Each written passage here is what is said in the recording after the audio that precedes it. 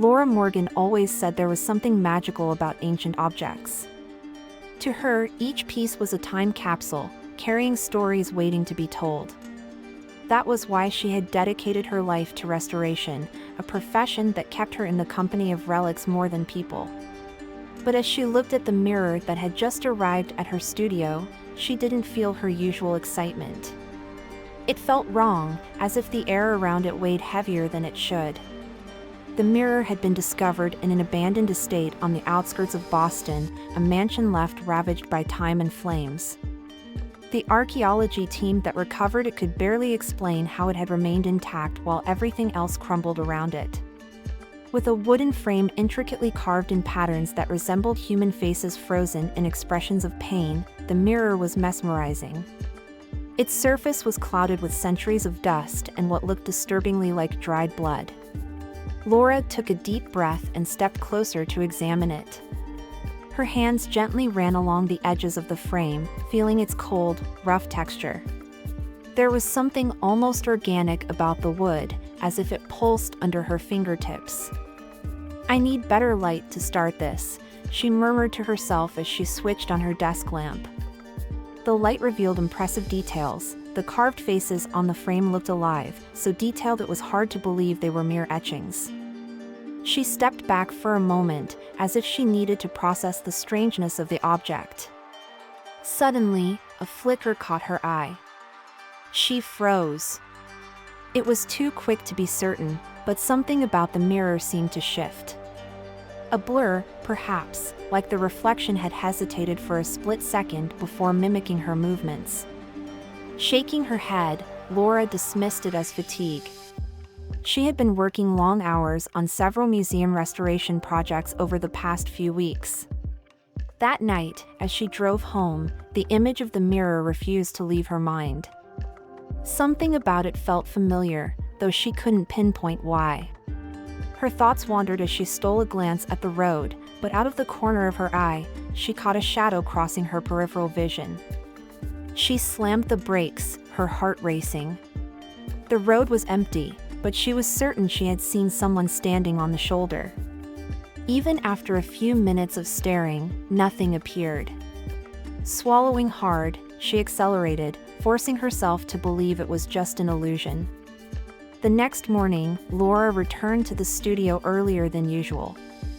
She felt an urgent need to begin work on the mirror, as if it were calling to her. Taking out her restoration tools, she prepared the space around the object, carefully cleaning its surface.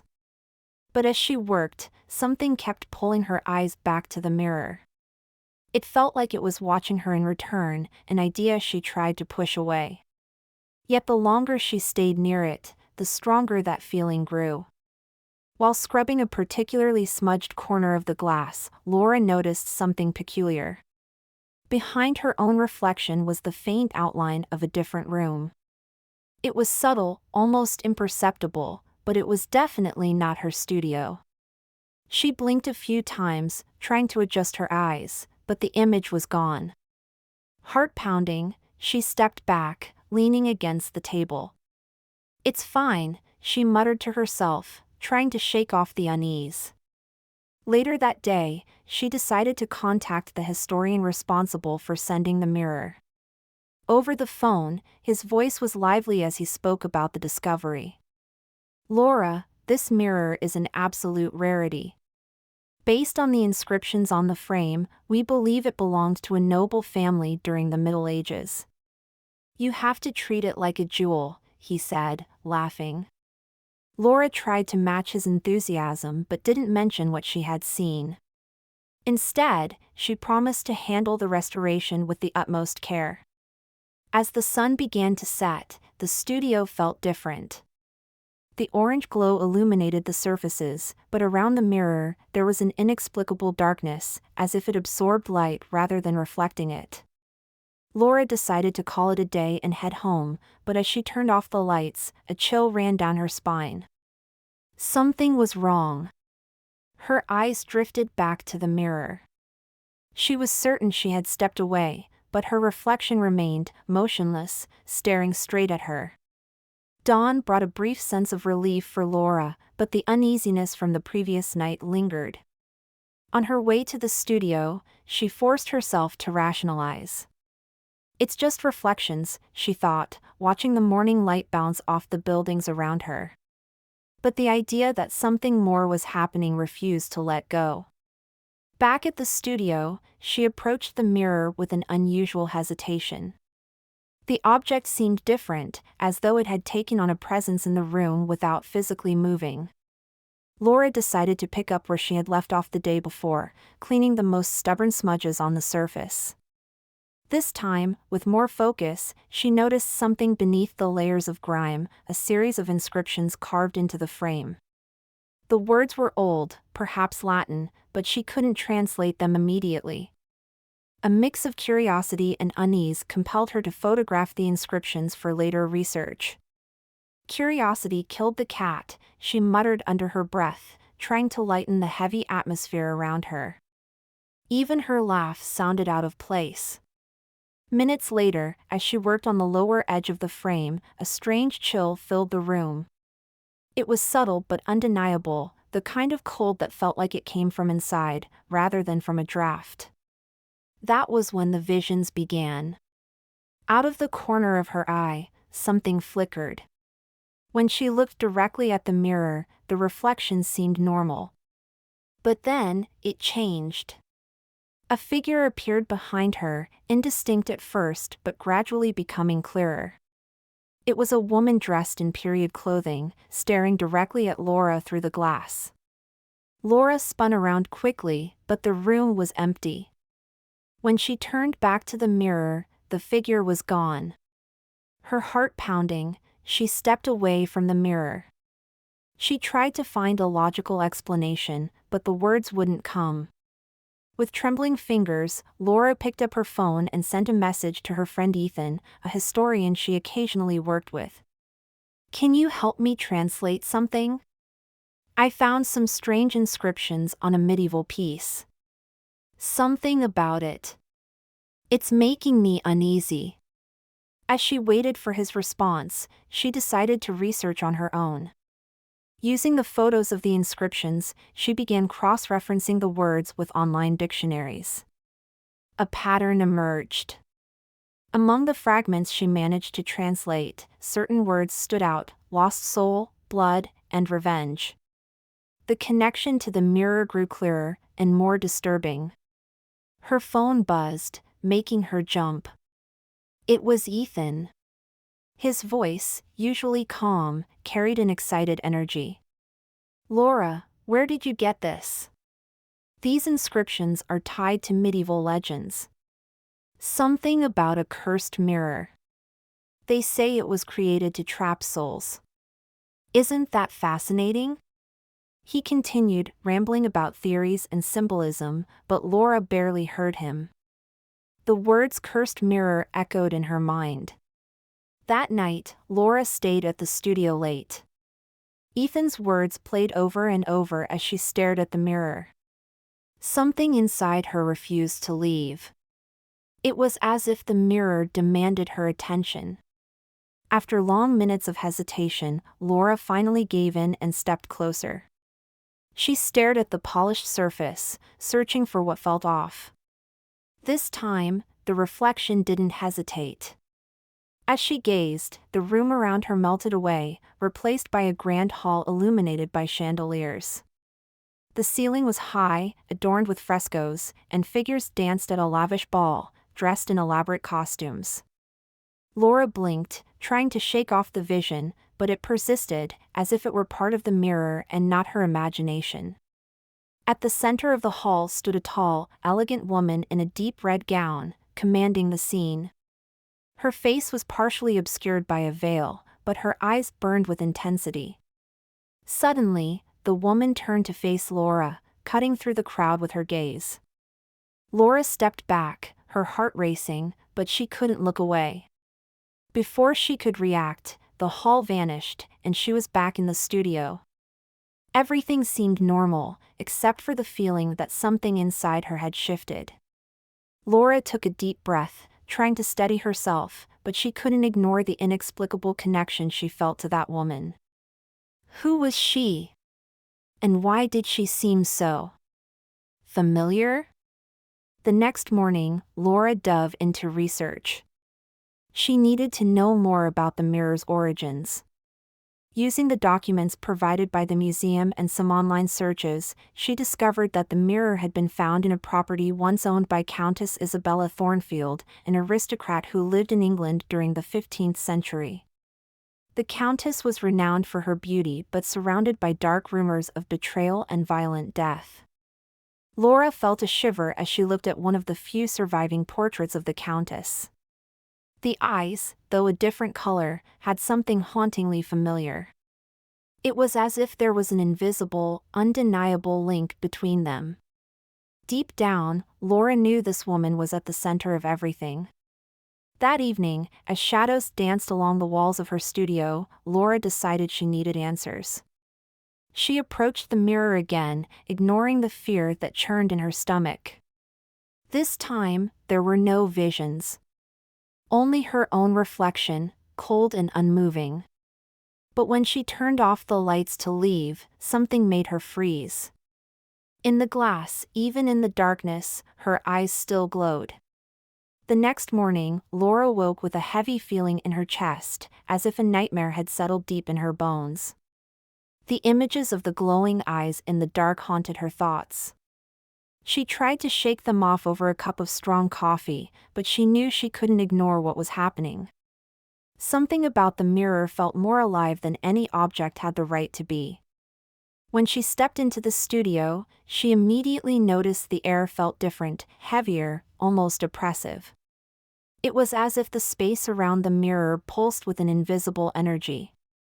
Laura tried to dismiss the sensation, forcing herself to think logically. But as she organized her tools, something caught her attention.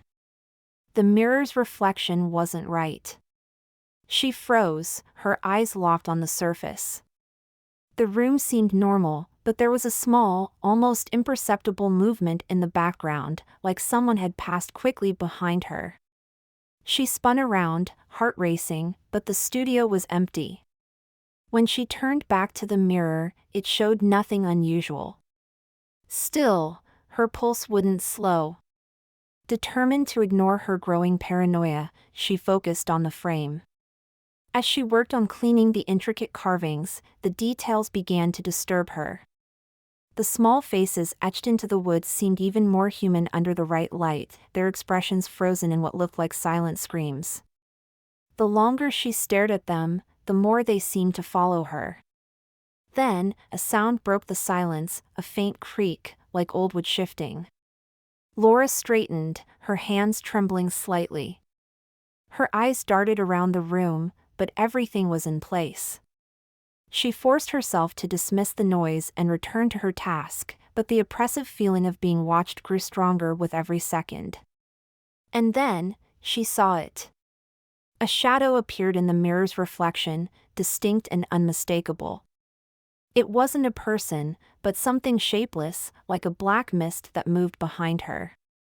Laura froze, unable to breathe, her eyes locked on the mirror. She felt the shadow looking at her, or through her, but when she finally mustered the courage to turn around, there was nothing there. Her heart pounded as she backed away from the mirror. She grabbed her phone and, with trembling hands, called Ethan. "Ethan, I don't know what's going on, but this mirror, it's not normal. I keep seeing things. Feeling things. Can you come over? I don't want to be alone with it." Ethan agreed to stop by later, but Laura knew she couldn't wait. She turned her attention back to the inscriptions she had photographed earlier, realizing there was still much she hadn't translated. Among the symbols on the frame, one section stood out. It was different, more complex, almost like a hidden code. Grabbing a magnifying glass, she leaned in closer to examine the carvings. That was when she found it, a small, concealed compartment on the side of the frame. It was so well hidden that she wouldn't have noticed it if not for the unusual patterns surrounding it. With unsteady hands, she used a thin tool to pry it open. Inside was a tiny, aged journal, its leather cover brittle with time. Laura hesitated before opening it, a part of her feeling as though she was crossing a forbidden line. But curiosity and desperation drove her forward. When she turned the first page, the faint smell of decay hit her, and the faded ink revealed the careful handwriting of Countess Isabella Thornfield. The pages told a story that made Laura's stomach twist. Isabella had used the mirror to seek revenge. The Countess believed it was a gift from the gods, a portal that could punish her enemies and grant her eternal power. But as Laura read further, she discovered that the mirror had a darker nature. It demanded something in return. Isabella's notes grew more erratic, describing voices from the glass and visions of her own death. One sentence was repeated over and over: "The soul is in the mirror, but the mirror is not just a reflection." Laura dropped the journal, her hands shaking. The room seemed colder now, the shadows along the walls darker and thicker. For a moment, she thought she heard a faint whisper, so soft it could have been her imagination. She turned her head, her heart thudding painfully against her ribs. The mirror's surface shone unnaturally in the dim light, like it was absorbing something unseen. And then, the vision came.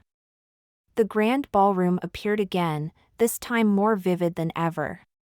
The chandeliers glimmered, and the smell of candle wax and wine seemed to fill the air.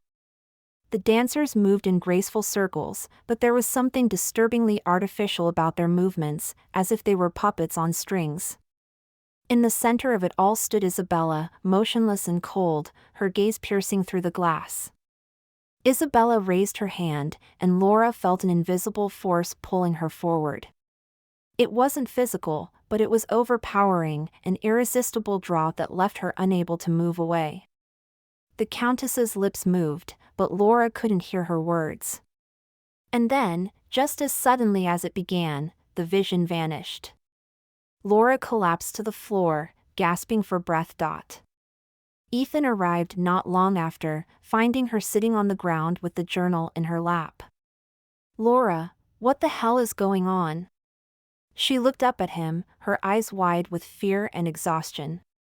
"There's something inside that mirror, Ethan. It's alive. It knows who I am." He frowned, skeptical but concerned. "You've been working too hard. This is just exhaustion, Laura. Let me take you home." She shook her head. "No. I can't leave. It won't let me." Ethan sat down beside her, running a hand through his hair. "Okay, then we figure this out together." As they examined the journal and the mirror, Laura noticed something she hadn't seen before. Among the carvings on the frame, a pattern began to emerge. It wasn't random. It was telling a story, or maybe issuing a warning. "These symbols," she murmured. "I've seen them before." Ethan looked at her, confused. "Where?" "I don't know," Laura replied, her voice trembling. "But I feel like they're part of me." The room fell silent. Even Ethan, though still skeptical, couldn't shake the unease that crept over him. For Laura, it was more than unease. It was like staring into a piece of herself, a piece she didn't remember losing. The early hours of the morning crept in, shrouded in a heavy silence. Ethan dozed on the studio couch, too exhausted to keep up with Laura's relentless investigation. Laura, however, was wide awake. She sat in front of the mirror, her eyes locked on its fragmented reflection. She couldn't explain it, but something told her that this night was pivotal.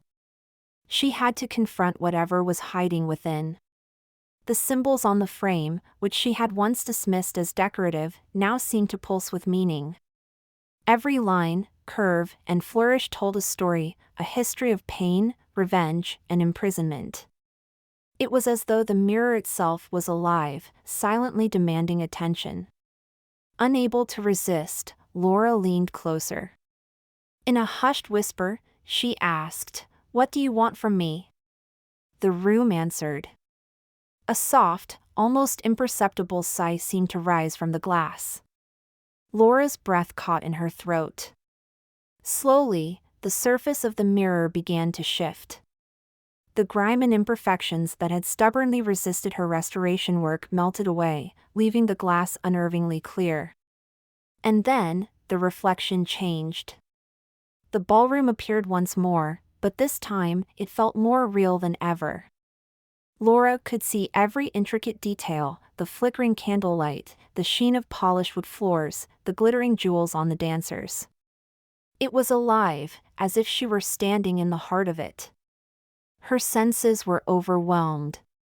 She could smell the wax, hear the distant hum of a string quartet. But amidst the elegance, there was something wrong.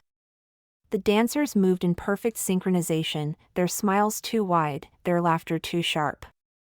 It felt mechanical, unnatural. In the center of the chaos stood Isabella.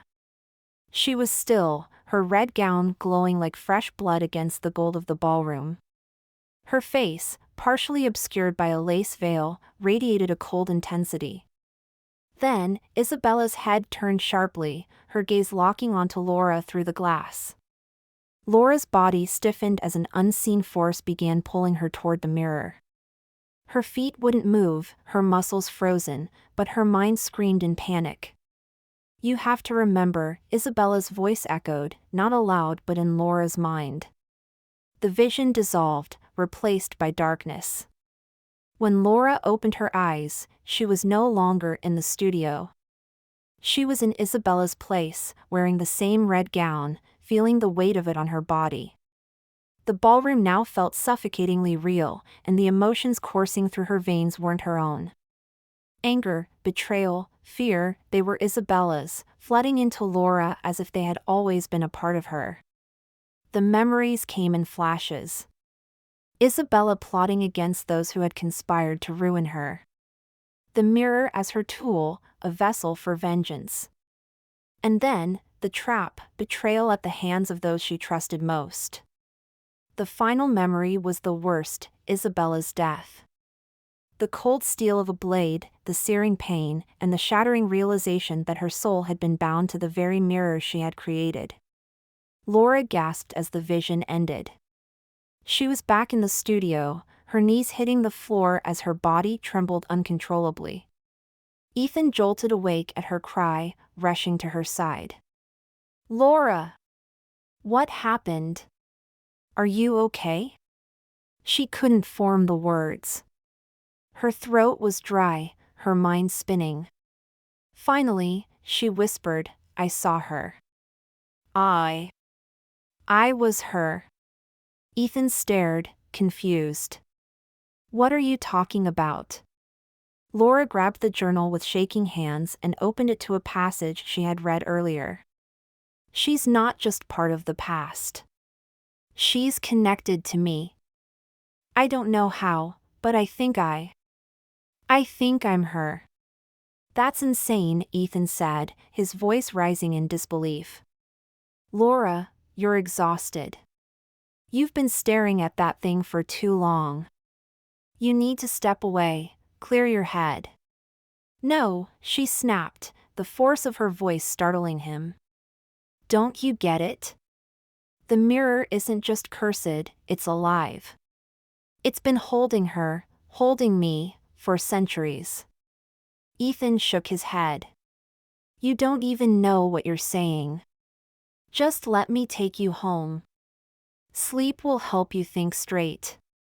Laura ignored him. She turned back to the mirror, scanning its cracked surface for answers. "There's more here," she murmured, almost to herself. "The symbols on the frame, they mean something. They're trying to tell a story." Ethan sighed, rubbing his temples, but he stayed quiet. He knew better than to argue when Laura was like this. As she studied the frame, something clicked. The symbols weren't just decorative, they formed a pattern, one she had seen before but couldn't place. She traced them with her fingers, her skin tingling at the touch. And then she remembered Dot. "I've seen these before," she whispered. Ethan looked up. "Where?" Laura hesitated. The memory was distant but powerful, like something buried deep in her subconscious. "I don't know. But it feels like they're part of me." The room grew colder, the shadows along the walls deepening. Laura's breath misted in the air as she turned to Ethan, her voice trembling. I think I was always meant to find this mirror." Ethan stepped closer, his tone softening. "Laura, whatever's going on, we'll figure it out. Together. You're not alone in this." But Laura barely heard him. Her focus was on the mirror, on the faint glow that pulsed from its center. For the first time, she realized the mirror wasn't just a relic, it was a doorway. And somehow, she had the key. The early hours of the morning were shrouded in a suffocating stillness. Ethan was asleep on the studio couch, his breathing steady, unaware of the weight pressing down on Laura as she sat in front of the mirror. She hadn't slept. She couldn't. Her gaze was locked on the fractured surface, where shards of her reflection glinted unnaturally in the dim light. Every part of her body screamed that this was the moment. Something had to end tonight. The symbols on the mirror's frame, once decorative carvings, now seemed alive with intent. Every curve and line radiated a meaning she could almost grasp, like a story just out of reach. It felt as though the mirror itself demanded something, and she knew she couldn't ignore it any longer. Swallowing the lump in her throat, she leaned closer. Her voice was barely a whisper when she asked, "What do you want from me?" The silence in the room thickened, pressing against her chest. Then the surface of the mirror shifted. The cracks and dirt faded, leaving behind a pristine, gleaming glass. And in that moment, the mirror revealed itself fully. The ballroom appeared once more. It was vivid, overwhelming, as though Laura had stepped into the heart of another world. The golden chandeliers glittered, and the rich scent of wax and wine filled the air. The dancers moved in elegant circles, their faces painted with frozen smiles. But something about their movements was wrong. They were too stiff, their laughter sharp and hollow. In the center of the room stood Isabella. Her crimson gown shimmered under the light, a vivid splash of blood against the muted gold. Her face was partially obscured by her veil, but her piercing eyes burned into Laura, locking her in place. Then Isabella raised her hand, and Laura felt it, the pull. It wasn't physical, but it was undeniable, a force dragging her toward the mirror. Her breath caught as her body stiffened. She wanted to resist, to step back, but her feet were rooted to the floor. "You have to remember," Isabella's voice echoed, not from her lips but from deep inside Laura's mind. The ballroom dissolved, and Laura was no longer herself. She was Isabella. She felt the weight of the red gown pressing against her skin, the corset tight around her ribs. She smelled the burning of the candles, heard the faint murmurs of the conspirators hidden in the corners of the room. The emotions that flooded her were overwhelming: rage, betrayal, and a fear so visceral it made her tremble. The memories came in sharp bursts. Isabella's closest advisors turning against her, plotting to steal her fortune and her life. Her desperate creation of the mirror as a weapon, an object meant to trap their souls. But something had gone wrong. The power she sought to control had turned against her, binding her instead. Laura felt the searing pain of a blade slicing through flesh, the suffocating darkness as Isabella's body fell, and the cold, eternal stillness of the mirror swallowing her soul. The vision shattered. Laura collapsed onto the floor of the studio, her breath coming in short, ragged gasps. Her hands trembled as she gripped the edge of the table to steady herself. "Laura!" Ethan was suddenly there, his voice sharp with concern. He knelt beside her, his hands on her shoulders. What happened? Are you hurt? She shook her head, her voice barely a whisper. I saw her. I was her. Ethan frowned. What are you talking about? Laura gestured weakly toward the mirror, her words tumbling out in a breathless rush. She's not just a part of the past. She's me. I don't know how, but I was her. The mirror, it trapped her, and now it's... Laura, Ethan interrupted, his tone firm but gentle. You're exhausted. This is too much. You need to step away from this thing and clear your head. No, Laura snapped, the force of her voice startling them both. Don't you see? This isn't just some artifact. It's alive. It's been holding her for centuries. Holding me. And if I don't end this, it's going to destroy me. Ethan hesitated, searching her face for any trace of reason. Laura, think about what you're saying. If you destroy this mirror, you'll never know the truth. You'll never understand what really happened. I don't care, she shouted, grabbing a heavy mallet from her tools. Her hands were steady now, her voice cold with resolve.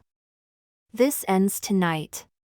Ethan stepped in her path, his expression torn between concern and frustration. Laura, don't do this. You don't know what will happen. If you break that thing, you might lose everything. Laura paused, her grip tightening on the mallet. She glanced at the mirror one last time. Isabella was there again, her face calm but her eyes filled with sorrow. Laura understood then. This wasn't just about ending the curse. It was about freedom, for Isabella, and for herself. Without another word, Laura shoved past Ethan and swung the mallet with all her strength. The sound of the impact was deafening, echoing through the studio like a scream. The ornate wooden frame cracked, splinters flying in every direction. Ethan shouted something, but Laura didn't stop. She swung again, this time striking the glass. The mirror didn't shatter immediately. Instead, a fine crack spread across its surface, glowing faintly. Laura hit it again, her arms trembling with the force. With a final, resounding blow, the glass exploded into a shower of fragments, a burst of light flooding the room. Laura fell to her knees, the mallet slipping from her hands. The studio was silent except for her ragged breathing. Ethan knelt beside her, his face pale. Laura, are you okay? She nodded weakly, but deep down, something felt different. There was a strange warmth in her chest, a sense of calm she hadn't felt in days. As she looked around, her eyes landed on the scattered fragments of the mirror. Each shard glowed faintly, pulsing like a heartbeat. In one of the shards, she saw Isabella's face for the last time. The Countess smiled, her expression a mix of gratitude and sadness, before fading into nothingness. The glow vanished, leaving only cold, broken glass. It's over, Laura whispered, her voice hollow. Ethan helped her to her feet, his eyes filled with uncertainty. What now? Laura looked at the shattered remains of the mirror, her expression unreadable. I don't know. But I think she's finally free. She didn't say it aloud, but a question lingered in her mind. If Isabella was free, then what had become of her? Morning arrived with an eerie calm. The studio was silent except for the faint crunch of glass beneath Ethan's shoes as he carefully gathered the shards of the broken mirror. Laura sat in the corner of the room, her arms wrapped around herself. Her gaze was fixed on the fragments scattered across the floor. She felt hollow, as though some essential part of her had been stripped away with the destruction of the mirror. There was a strange stillness inside her, but it wasn't peaceful. It was the silence of something unresolved, like a storm that had passed but left behind destruction in its wake. The mirror was gone, but Laura didn't feel free.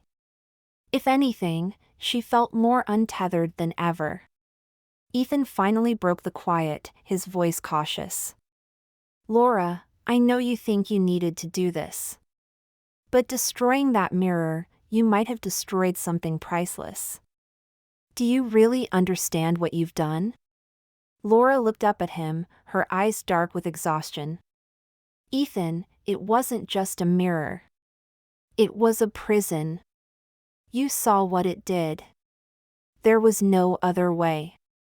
Ethan sighed, shaking his head as he set another shard into the bin. "Maybe. But now we'll never know the full truth. Whatever secrets that mirror held, they're gone forever." But Laura wasn't so sure. Her gaze dropped to a large fragment of glass resting near her feet. Something about it caught her attention. She leaned forward, her fingers trembling as she picked it up. The shard was cold in her hand, and when she looked into it, her heart skipped a beat. Her reflection wasn't her own. For a split second, she saw Isabella staring back at her, her face older, worn, and tired. Then, just as quickly, the image shifted. Laura's reflection returned, but something in her eyes felt off. She dropped the shard with a gasp, stepping back. Ethan looked up, alarmed. "What's wrong now?" Laura pointed to the glass, her voice shaking. "I saw her. She's still there." Ethan frowned and bent down to examine the shard. He turned it over in his hands, but it only reflected the studio. "Laura, it's just glass. Whatever you think you're seeing, it's not real." "It's real," she insisted, her voice rising. "You don't understand. The mirror may be broken, but it's not gone. It's still holding something, holding me." Ethan looked at her with growing concern. "Laura, you've been through too much. You're exhausted. Let me take you home, okay? You need rest." But Laura shook her head. She couldn't leave. Not yet. There was something unfinished, something tethering her to this place. As Ethan continued cleaning up, Laura felt an almost magnetic pull toward the spot where the mirror had once stood. The wooden floor was slightly discolored there, a faint outline of where the frame had rested. She knelt down, pressing her hand against the surface. In an instant, she was back in the ballroom. This time, the hall was dark and abandoned. The chandeliers were unlit, the walls crumbling under layers of dust and decay. The air was thick and cold, carrying the faint scent of rot. At the center of the room stood a single figure. It was Isabella, but she was different now, more human, more fragile. She looked at Laura with an expression of quiet sadness. "You know the truth now," Isabella said, her voice soft but heavy. "Do you see it?" Laura felt the memories stirring within her, a flood of emotions that weren't entirely her own. "You were betrayed. They killed you, and the mirror trapped you. But, why do I feel like this is my story too?" Isabella stepped closer, her movements slow and deliberate. "Because it is. The mirror didn't just trap me. It trapped all the versions of me. All the echoes of my soul, spread across time. And you are one of them." The words hit Laura like a physical blow. She staggered back, shaking her head. "No, that's impossible. I'm not you. I'm me. I'm Laura." "You are," Isabella said, her voice tinged with sadness. "But you were also me. And by breaking the mirror, you've shattered the only thing that held us together." The ballroom began to dissolve around them, the walls crumbling into darkness. Isabella's form started to fade, her outline blurring like smoke. "You've freed me," she whispered. "But now, you must find your own way. Without the mirror, we can no longer exist together."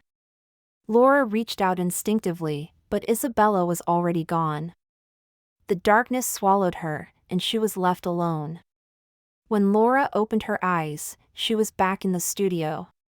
Ethan stood over her, shaking her shoulders gently. "Laura!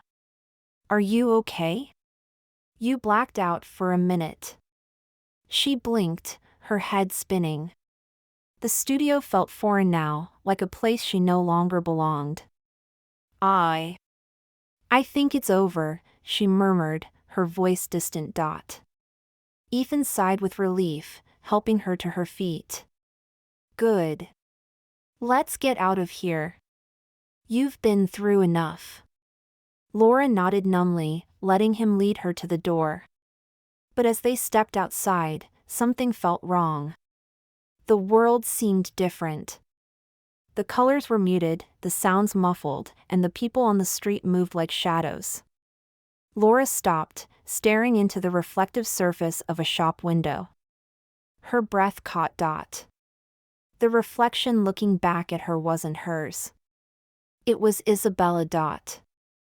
Laura stepped closer, her heart pounding. The face in the window mimicked her movements but wasn't her own. It was Isabella's face, calm and unreadable. And then, in a chilling moment of realization, Laura understood she hadn't freed herself. She had only traded one prison for another. As the world around her began to fade, Laura released a soft, resigned sigh. She had done what she thought was right. But the mirror's curse had never been about glass or frames, it had always been about the soul. And now, she was its newest reflection. Back in the studio, Ethan stared at a single shard of glass he had set aside. It was smooth and clear, but for a fleeting moment, he thought he saw Laura's eyes staring back at him.